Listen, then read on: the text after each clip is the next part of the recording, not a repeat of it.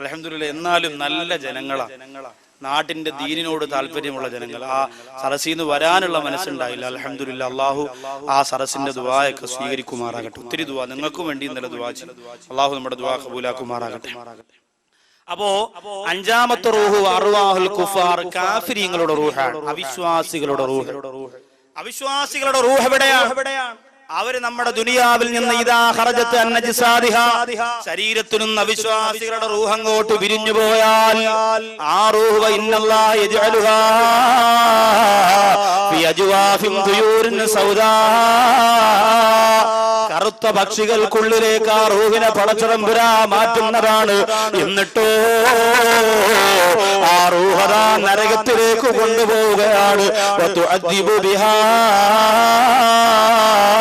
ആ നരകത്തിലിട്ടവരെ മാരകമായ രീതിയിൽ അള്ളാഹു അദാബ് കൊടുക്കുകയാണ്. അള്ളാഹു നമ്മെ കാത്തുരക്ഷിക്കുമാറാകട്ടെ. ഈ കാഫിരീങ്ങൾ എന്ന് പറയുമ്പോ നിങ്ങൾ വിചാരിക്കും ഈ ചക്കുവള്ളിയുടെ പരിസരത്തുള്ള ഭാർഗവനായിരിക്കും, ഗോമതിയായിരിക്കും, പ്രസന്നയായിരിക്കും. അല്ല പെങ്ങളെ, നിസ്കാരമില്ലാത്തവരാരെല്ലാമുണ്ടോ, നിസ്കാരമില്ലാത്തവരാരെല്ലാമുണ്ടോ അവരെ കുറിച്ചാണ് അല്ലാഹുവിന്റെ റസൂൽ കാഫിർ എന്ന് പറഞ്ഞത്. നിസ്കാരമില്ലാത്തവരെ വിശ്വാസികളുടെയും അവിശ്വാസികളുടെയും വേർതിരിക്കുന്നത് അത് നിസ്കാരമാണ് എന്ന് അല്ലാഹുവിന്റെ ഹബീബ് പഠിപ്പിക്കുമ്പോ, എന്റെ പ്രിയപ്പെട്ടവരെ, നിസ്കാരത്തിൽ കൃത്യതയില്ലാതെ ജീവിക്കുന്നവര്, സമയമുള്ളപ്പോ മാത്രം ചെയ്യാൻ വേണ്ടി മനസ്സ് കാണിക്കുന്നവര്, കാഫിരീങ്ങളുടെ ലിസ്റ്റിൽ നിങ്ങൾ പെടല്ലേ, അവിശ്വാസികളുടെ പട്ടികയിൽ നിങ്ങൾ പെട്ടുപോകല്ലേ. എന്നാൽ കുടുങ്ങി മോളെ, അല്ലാഹു നമ്മെ കാത്തുരക്ഷിക്കട്ടെ. സഹോദരിമാര് വാത് കേട്ട് നിസ്കാരം തുടങ്ങും. വാത് കേട്ട് നിസ്കാരം തുടങ്ങിയിട്ടോ അൽഹംദുലില്ലാഹ് നാളെ മുതൽ നിസ്കരിക്കണമെന്ന് തീരുമാനിച്ചു.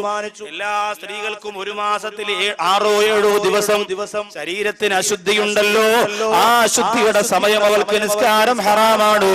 ഏതെങ്കിലും ഒരു പെണ്ണ് അശുദ്ധിയുടെ സമയം നിസ്കരിക്കാത്തത് കൊണ്ട്, നിസ്കാരം ഹറാമായതുകൊണ്ട് ആ സമയത്ത് മനസ്സുകൊണ്ട് കരുതുന്നു, അല്ലാഹ് നിസ്കരിക്കാതിരിക്കാൻ എനിക്ക് കഴിയുന്നില്ല, പക്ഷേ എന്റെ ശരീരത്തിന് അശുദ്ധി ഉള്ളത് കൊണ്ട് നിസ്കരിക്കണ്ട എന്ന നിയമം നീ തന്നെയാണ് പഠിപ്പിച്ചത് പടച്ചതമ്പുരാനെ.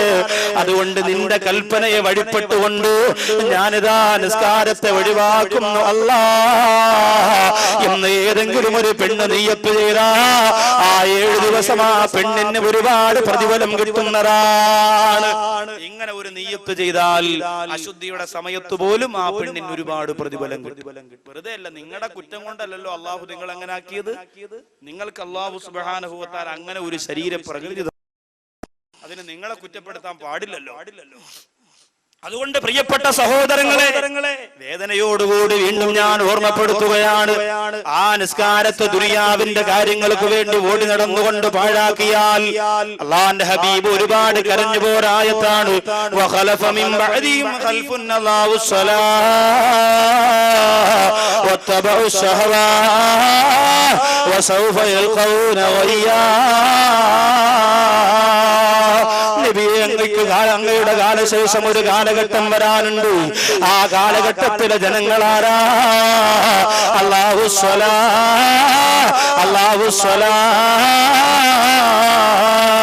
അവർ നിസ്കാരം പാഴാക്കി കളയുന്നവരാണ്, അവർ നിസ്കാരത്തെ ഒഴിവാക്കുന്നവരാണ്. കല്യാണത്തിന് വേണ്ടി, മരണത്തിന് വേണ്ടി, ആഘോഷങ്ങൾക്ക് വേണ്ടി, സന്തോഷങ്ങൾക്ക് വേണ്ടി അവർ നിസ്കരിക്കൂല.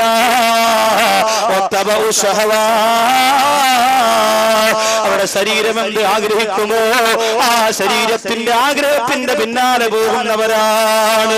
അല്ലാഹു നമ്മെ കാത്തുരക്ഷിക്കട്ടെ. അതുകൊണ്ട് വിശ്വാസികളുടെ റൂഹാക്കി നമ്മൾ മാറ്റണം. മരണത്തിന്റെ സമയമാവട്ടെ ഉസ്താദേ, എന്നിട്ട് മാറ്റാം എന്ന് പറഞ്ഞ് നിങ്ങൾ ആരും കരുതണ്ട. എപ്പോ മരിക്കുമെന്ന് നമുക്ക് പറയാൻ പറ്റുമോ? നിങ്ങളെല്ലാവരും ദുആ ചെയ്യണം. ദീനീ പ്രവർത്തകനായ തട്ടത്തുമലയിൽ വാഴോട് എന്ന് പറയുന്ന സ്ഥലത്ത് ഷാനവാസ് എന്ന് പറയുന്ന ഒരു സഹോദരനുണ്ട്. എന്റെ പ്രഭാഷണം കേട്ട് എന്റെ ഏറ്റവും നല്ല സുഹൃത്തായി മാറിയ ഒരു സഹോദരനാണ്. ആ സഹോദരന്റെ അനുജൻ ഇന്നലെ വൈകുന്നേരം നിലമയിൽ വെച്ചൊരു ബൈക്ക് ആക്സിഡന്റ് സംഭവിച്ചു. ഗോകുലം മെഡിക്കൽ കോളേജിൽ വളരെ അത്യാസന്ന നിലയിൽ കഴിയുകയാണ്. അള്ളാഹു ആ സഹോദരന് ആഫിയത്ത് പ്രദാനം ചെയ്യുമാറാകട്ടെ. എപ്പോ മരിക്കുമെന്നെ പ്രിയപ്പെട്ടവരെ നമുക്കാർക്കും പറയാൻ പറ്റില്ല, ഒരാൾക്കും പറയാൻ കഴിയും. അതുകൊണ്ട് ഈ യാത്ര മരണമാണ് എന്ന് നമ്മൾ ചിന്തിച്ചുകൊണ്ട് വേണം ഇറങ്ങാൻ ഓരോരുത്തരും. എന്റെ ഒറ്റക്കുളങ്ങര പള്ളിയിൽ കഴിഞ്ഞ റമദാൻ ഒരു സഹോദരൻ പിരിവിന് വന്നു. എനിക്ക് എന്നും എപ്പോഴും ആ സഹോദരൻ ഞാൻ ദുആ ചെയ്യും, നൗഷാദ് എന്ന പേര്. അതുകൊണ്ട് പെട്ടെന്ന് എന്റെ മനസ്സിൽ നിന്ന് മായുന്നില്ല. റൂമിൽ വന്നിട്ട് ആ സഹോദരന്റെ കൈ വിരലിങ്ങനെ മടങ്ങിയിരിക്കുന്നു.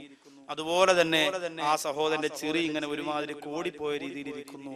പിന്നെ ആ സഹോദരനുള്ള രോഗം അല്ലാഹു സുബ്ഹാനഹു വ തആല കൊടുത്തിരിക്കുന്നത് അപസ്മാര രോഗമാണ്. എപ്പോഴാണ് ആ രോഗം വരുന്നതെന്ന് പറയാൻ പറ്റൂലല്ലോ. റൂമിൽ വന്നിട്ട് പറയുന്നു, ഉസ്താദേ നിങ്ങളുടെ പേരാണ് എന്റെ പേര്, എനിക്ക് ദറസിൽ പഠിക്കണമെന്ന് ഉസ്താദ് ആവണമെന്നൊക്കെ വലിയ ആഗ്രഹമുള്ള കൂട്ടത്തിലായിരുന്നു. എന്റെ ഉമ്മ എന്നെ ദറസിൽ കൊണ്ടുവന്നാക്കി. പക്ഷെ എന്റെ ഉമ്മച്ചി എന്നെ ദറസിൽ കൊണ്ടുവന്നാക്കിയപ്പോൾ ഒരു ദിവസം ഉസ്താദും ഒത്തൊരു പരിപാടിക്ക് ഒരു വീട്ടില്, മുത്തലിമ്യങ്ങളാവുമ്പോ വീട്ടിൽ എന്തെങ്കിലും ആവശ്യം വന്നാൽ വിളിക്കുമല്ലോ, അതിന് പോയപ്പോ അവിടെ വെച്ച് എനിക്ക് അപസ്മാര രോഗം വന്നു. ഉസ്താദിനോട് സെക്രട്ടറി പറഞ്ഞു, നിങ്ങൾ ഈ കുഞ്ഞിനെ മാറ്റിയില്ല എങ്കിൽ നിങ്ങളെ പള്ളിയിൽ നിന്ന് ദറസോടുകൂടി പിരിച്ചുവിടുന്നു. അതെങ്ങനെയാണല്ലോ, സെക്രട്ടറിമാരുടെ ഭീഷണിക്ക് മുന്നിലാണ് ഉസ്താദുമാരുടെ ജോലി. അള്ളാഹു അങ്ങനെ ഒരു അവസ്ഥ നമുക്ക് മാറ്റി തരുമാറാകട്ടെ. ഉസ്താദുമാരുടെ ഭീഷണിക്ക് മുന്നിലായിരിക്കണം ഒരു മഹല്ല് വളരേണ്ടത്. അങ്ങനെ ഏതെങ്കിലും ഒരു മഹല്ല്, ഞാൻ നിങ്ങൾ ആരെയും കുറ്റപ്പെടുത്തിയതല്ല, നിങ്ങൾ പരിശോധിച്ചു നോക്ക്, ഏതെങ്കിലും ഒരു മഹല്ല് അങ്ങനെ വളർന്നിട്ടുണ്ടോ? ആ മഹല്ല് ഇന്ന് വളരെ അടുക്കും ചിട്ടയോടും കൂടി ഇന്നും കെട്ടുറപ്പോടുകൂടി നിലനിൽക്കുകയാണ്. ബാക്കിയുള്ള സ്ഥലത്ത് തെരഞ്ഞെടുപ്പിന് പിന്നെ ഈ കമ്മിറ്റി തെരഞ്ഞെടുക്കുന്നതിന് വേണ്ടി തെരഞ്ഞെടുപ്പ് വോട്ട് നടത്തുന്നു, ഇലക്ഷൻ നടത്തുന്നു, പിടിച്ചു തള്ളുന്നു. അതുപോലെ ഞങ്ങൾ കമ്മിറ്റി ഇരിക്കുമ്പോ 50,000 ഫണ്ടിലുണ്ടായിരുന്നു, നിങ്ങൾ കമ്മിറ്റി കയറിയപ്പോ ഉള്ളതും പോയില്ലേ, ഇതൊക്കെ പറഞ്ഞങ്ങനെ ചർച്ചകളും ബഹളങ്ങളും. അപ്പോ ഈ പ്രിയപ്പെട്ട സഹോദരൻ പറയുന്നു, ഉസ്താദെ അങ്ങനെ എന്റെ ദറസ് ജീവിതം നിന്നു. എന്റെ ഉമ്മാടെ അടുത്ത് എന്റെ ഉസ്താദ് കൊണ്ടുവന്നാക്കിയിട്ട് ഇനി അവൻ എങ്ങും വിടണ്ട, അവന് രോഗമാണെന്ന് പറഞ്ഞ് എന്നെ വീട്ടിലാക്കി. പ്രിയപ്പെട്ട ഉസ്താദെ, അന്നു മുതൽ ഞാനൊന്നും പഠിച്ചിട്ടില്ല, പക്ഷെ എനിക്ക് ബാങ്കിന്റെ ദുആ അറിയാം. ആ സഹോദരൻ കരഞ്ഞുകൊണ്ട് പറയാണ്, പാവം നല്ല ബുദ്ധി പോലുമില്ല ഉസ്താദെ, എനിക്ക് ബാങ്കിന്റെ ദുആ അറിയാം, യാസീൻ പകുതി വരെ അറിയാം, എന്റെ നാട്ടിൽ ആര് മരിച്ചാലും ഞാൻ അവിടെ പോയിരുന്നു ഓതും. ആ സഹോദരന്റെ വീടെവിടെയെന്ന് ചോദിച്ചപ്പോൾ ആ സുഹൃത്തിന്റെ പോക്കറ്റിൽ നിന്ന് ഒരു കടലാസിൽ ആ സഹോദരന്റെ വീട്ടിലേക്കുള്ള വഴി ഇങ്ങനെ അടയാളപ്പെടുത്തിയിരിക്കുകയാണ്. വീട്ടിലേക്ക് പോകാനുള്ള വഴി എഴുതി വെച്ചിരിക്കുകയാണ്. ഇതെന്തിനെന്ന് ചോദിച്ചപ്പോൾ ആ സഹോദരൻ പറയുന്നു, എന്ന് ഞാൻ വീട്ടിൽ നിന്നിറങ്ങിയാലും ഉസ്താദേ പിരിവിന് വേണ്ടി ഞാൻ പള്ളികളിൽ വരുന്നവനാണ്, എനിക്ക് വാപ്പയില്ല, എന്റെ ഉമ്മ രോഗിയാണ്, അതുകൊണ്ട് ഏതെങ്കിലും പള്ളിയിൽ പോകുമ്പോ ആരെങ്കിലും തരുന്ന പൈസ കൊണ്ടാണ് ഉസ്താദ് എന്റെ ജീവിതം നടന്നുകൊണ്ടിരിക്കുന്നത്. അതുകൊണ്ട് ഇത് എഴുതി വെച്ചു തന്നത് എന്റെ പ്രിയപ്പെട്ട ഉമ്മച്ചിയാണ്. കാരണം എന്തെന്നറിയോ മോനെ, വഴിയിൽ വെച്ച് എവിടെയെങ്കിലും ആരുമില്ലാത്ത ഒറ്റപ്പെട്ട സ്ഥലത്ത് വെച്ച് നിനക്ക് ഈ അസുഖം വന്നു പോരാൽ, ഈ അസുഖം വന്ന മോനെ നിന്റെ തല ഏതെങ്കിലും സ്ഥലത്തിടിച്ച് നീ എങ്ങും മരിച്ചു പോയാ പൊന്നു മോനെ, നിന്റെ മയ്യത്ത് കൊണ്ടുവരാ, നിന്റെ മയ്യത്ത് കൊണ്ടുവരാ, നിന്റെ വീട് ഏതെന്നറിയണമല്ലോ.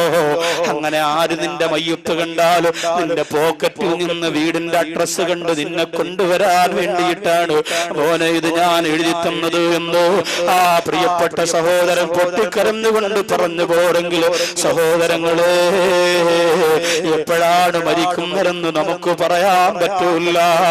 മാമം അബ്ദുൽ ലത്തീഫ് ഉസ്താദിന്റെ ജ്യേഷ്ഠനായ അബ്ദുൽ ഫത്താഹ് മൗലവി, അബ്ദുൽ ഫത്താഹ് മൗലവിയുടെ പ്രിയപ്പെട്ട ഭാര്യ 10 ദിവസം പനി പിടിച്ച് കിടന്നിട്ടാണ് മരിച്ചത്.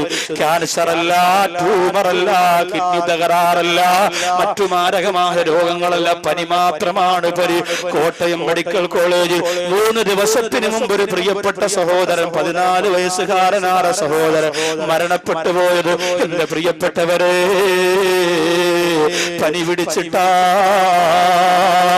അതുകൊണ്ട് സഹോദരങ്ങളെ, നാളെ ആകട്ടെ, അടുത്ത റമളാനാകട്ടെ, നാളത്തെ വഅദ് കൂടി കഴിയട്ടെ, ഞാൻ നന്നാവാമെന്ന് തീരുമാനിക്കാറ് ഈ രാത്രി അല്ലാഹു നിനക്ക് തന്ന രാത്രിയാണ്. രക്ഷപ്പെടാനുള്ള കവാടങ്ങൾ നിനക്ക് വേണ്ടി മലക്കെ തുറക്കപ്പെട്ട രാത്രിയാണ്. പ്രതിഫലത്തിന്റെ പടുംകൂറ്റമാറ് പർവ്വതത്തിന്റെ മുകളിലേക്ക് അനുഗ്രഹത്തിന്റെ ചിറക് വിടർത്തിയിട്ട് റഹ്മത്തിന്റെ മാലാഖമാരോടൊപ്പം പറന്നു പോകാൻ ഈ വിശാലമായ ഗ്രൗണ്ടിനകത്ത് അല്ലാഹു തന്നിരിക്കുന്ന നല്ല വേദിയാണ് എന്റെ പ്രിയപ്പെട്ടവരെ. അതുകൊണ്ട് നൗഷാദ് ബാഖവിയാണ് പറയുന്നതെന്ന് നിങ്ങൾ കരുതണ്ട.